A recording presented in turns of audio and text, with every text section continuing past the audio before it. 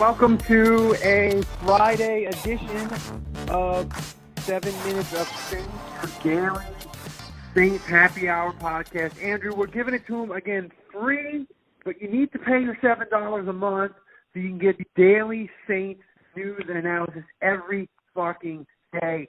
Do it. There ain't another podcast on this earth that is delivering you as much content as we do, fast and easy to digest.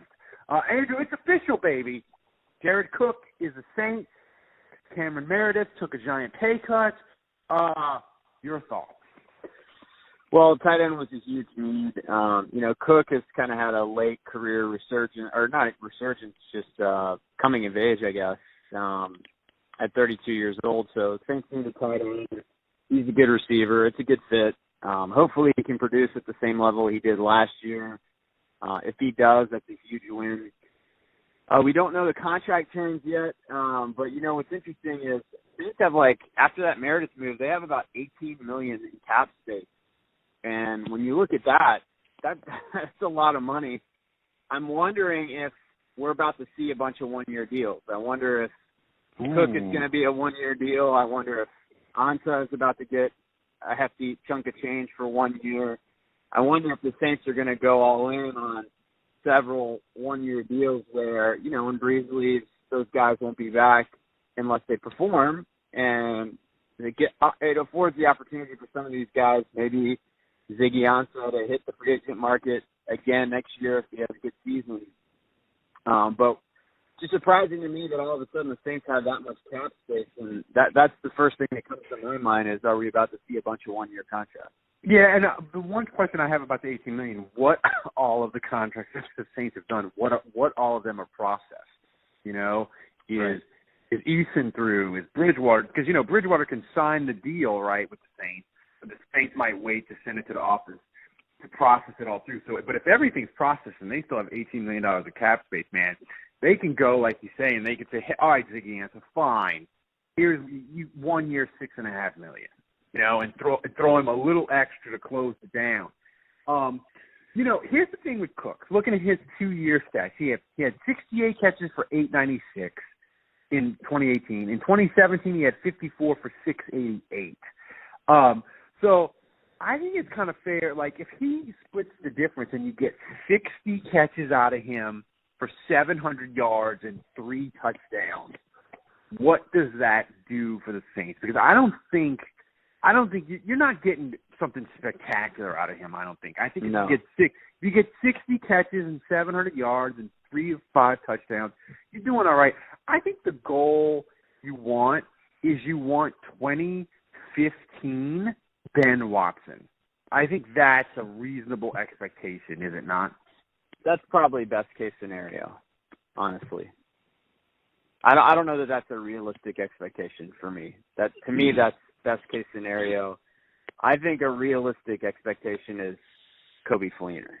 What Coby Fleener did for the Saints. That's realistic. And I mean that in terms of production. I don't necessarily mean it in terms of the inconsistency.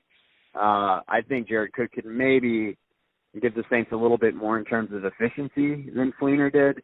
But in terms of just sheer raw numbers, I think Fleener is realistic and Watson 2015 is probably ceiling. Okay, so split the difference and you get 60 catches? Yeah. I mean, the thing is for Cook, and he's older. The thing about him is he has a really interesting career because he got paid twice on spec. He got, what did he get? He got it from Tennessee and he got it from the Rams, I believe, right? So he's like when you look at a tight end, and you're like, man, I'm going to build one in Madden, he's a guy that's how you build it.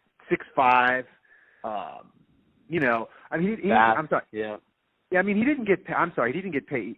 Titans was his first team, so he didn't get paid from them. But, he had gone from 29 to 49 to 44, and then he got paid from the Rams, and he was 51, 52, 39, 30, and the Rams, those are the Jeff Fisher Rams of being a fucking disaster on offense.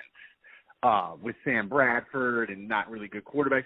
You know, the one sort of thing is Green Bay, you figure, well, he was plugged in with Aaron Rodgers, and he only caught 30 balls. But if you look at the Packers under Mike McCarthy, they don't know what the fuck they're doing with tight ends. Like, they didn't really – like, Graham, you could say, well, he had a bad year and he was hurt. But I watched some of their games, and I was always like, what are you doing with Graham? Why are you having him run these routes that he's not great at? Like, I feel like that year is not so much on him. But I do think a 60-catch year is fair. What do you think his price? What do you think he'll end up costing the Saints? Because we don't have the numbers yet. Yeah, I mean, my guess is he'll get 2 years, $12 million. You know, that would be. I think the Saints lowballed him. That feels like low for a guy that produced at his level, but he's 32. So I think if it's more years than that, you start to be like, what? And if you see more money than that, I wouldn't be shocked. I mean, I wouldn't be shocked to see $7 million a year. I would start to feel like it's pricey if it's more than that, more than 7 a year. But you know, that's probably the ballpark. I mean, anything less than 7 feels like a really good deal. I don't really give a shit what they pay him if they can eject completely after 2019. Right. You know, that's the key. Yeah, you know, and like I've said this before on the podcast, but I think tight end. I still want a youthful, promising tight end in on this roster, and so I don't think this precludes them from drafting tight end in the draft at all. In fact, I think they should.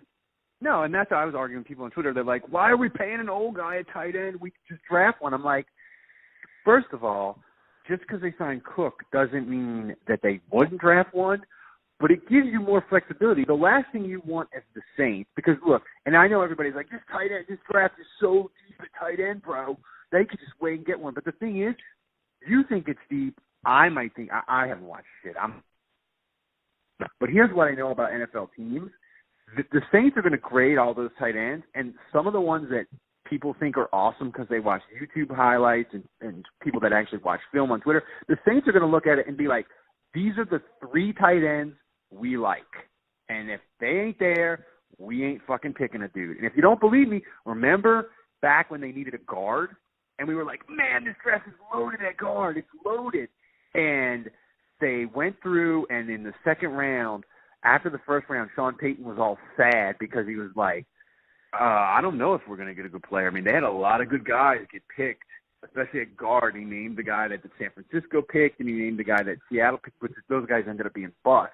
But my point was, the Saints looked at guard and was like, there's only like 3 dudes, and if they're not there, we're not taking them. And they didn't pick a guard the whole fucking draft. And we were like, what? So, that's what it's going to be at tight end. Like, I think they're gonna go through, and they're gonna have a couple guys that they like, and I think they'll be willing to move. They won't be desperate now, but I think they'll still be willing to move.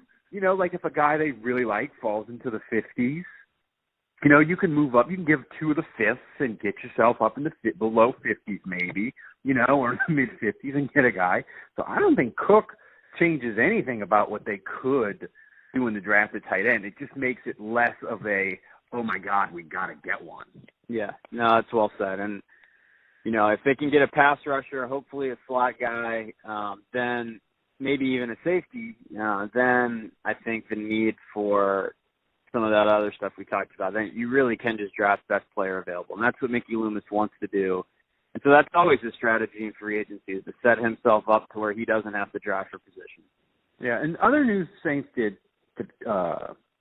recently is Cam Meredith took a giant pay cut from the Saints, and he's coming back. And you know, I have been a guy where I have said consistently, you know, people were like, he was a prime candidate to get cut and create a bunch of space. And my thing was, I hope they redo his deal and don't cut him, because I really liked him when they signed him last year, but I always felt, especially when we got more on his knee injury, like he didn't just like tear one ligament, like he did the whole blow it up knee injury. And I was always like, that's a 2-year process with him. And the Saints need to, maybe he's no good. Maybe his knee is fucking wrecked. I don't know. But you've already outlaid the millions of dollars. Bring his ass back in August and see what he has. And if his knee is still balky, injury settle his ass out the door. But I look at him and I still think he's a quality guy. And you're already committed to it. Like, it doesn't hurt. Like, now you've made the moves, right? A free agency. There's no sense in jettisoning him now. You're going to be able to do everything you want. Keep him, see what he's got, and he did some stuff last year. I'm not ready to call him a failure yet. I'm with you. I liked him as a receiver, and he had that big preseason game in Week 4 where that showed a little promise that, hey, maybe this guy can be productive for the Saints. And he's got the size, he's got the ability after the catch, he's got a little speed if his knee's recovered. And so I just view Meredith as kind of a disappointment in year one because of how things transpired with his knee. But I'm hoping they needed him, and it worked out. They really they needed him to be. Yeah. They needed another guy.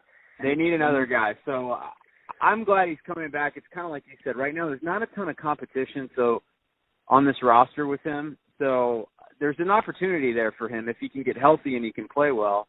There's a chance for him to come back and be productive in this offense. So I'd like to see. I'm glad he's back too. Yeah. So listen, people, this one is free as well, but pay your $7, okay? And if you join now and you pay $7 on Patreon, you get a free fucking beer koozie. And anybody that's on Podbean, if you move over to Patreon by May 1st, you get a koozie too. And everybody that's already on Patreon, you get one too. So, I mean, Andrew, why? How could you say no to a free beer koozie? You can't. Yeah, I mean, that's easily worth $400 instead exactly. of yeah. Exactly. And it'll be delivered via regular mail, but it will come with a handwritten note from my wife. My wife. So, do it now. We'll see you next Monday. Thanks for supporting us. Have a great week.